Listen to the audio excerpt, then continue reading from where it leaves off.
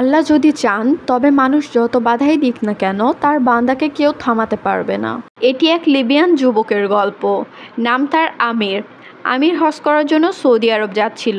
যখন সে এয়ারপোর্টে পৌঁছালো তখন তার নাম নিয়ে এক নিরাপত্তা জটিলতা দেখা দিল। সুরক্ষা বাহিনী তাকে বলল, একটু অপেক্ষা করুন, আমরা সমস্যা সমাধান করার চেষ্টা করছি।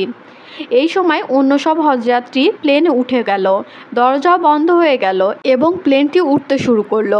অফিসার বলল, মন খারাপ করো না, হয়তো তোমার ভাগ্যে হজ ছিল না। কিন্তু আমির বলল, আমার নিয়ত হজের, আমি যাবই ইনশাল্লাহ। কিছুক্ষণ পর জানা গেল সেই প্লেনে যান্ত্রিক সমস্যা হয়েছে। প্লেনটি ফিরে এলো, প্লেনটি ঠিক করাও হলো, কিন্তু পাইলট তখনও আমিরের জন্য দরজা খুলতে রাজি হলো না। অফিসার আবার বলল, হয়তো এটা তোমার ভাগ্যে নেই। কিন্তু আমির বলল, আমার নিয়ত হজের, আমি যাবই ইনশাল্লাহ। প্লেন আবারও উড়ল, আবার সমস্যা দেখা দিল এবং প্লেনটি আবারও ফিরে এলো। এবার পাইলট নিজেই বললেন, আমি আর এই প্লেন চালাবো না যতক্ষণ পর্যন্ত না আমির উঠবে। আশ্চর্য হলেও সত্যি, অবশেষে আমির প্লেনে উঠলেন।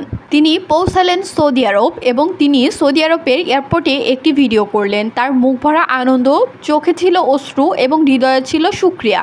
এই গল্প আমাদের শেখায়, নিয়ত যদি খাঁটি এবং ঈমান যদি হয় পাহাড়ের মতো অটল, তাহলে আল্লাহ এমন দরজা খুলে দেন যা মানুষ কল্পনাও করতে পারে না।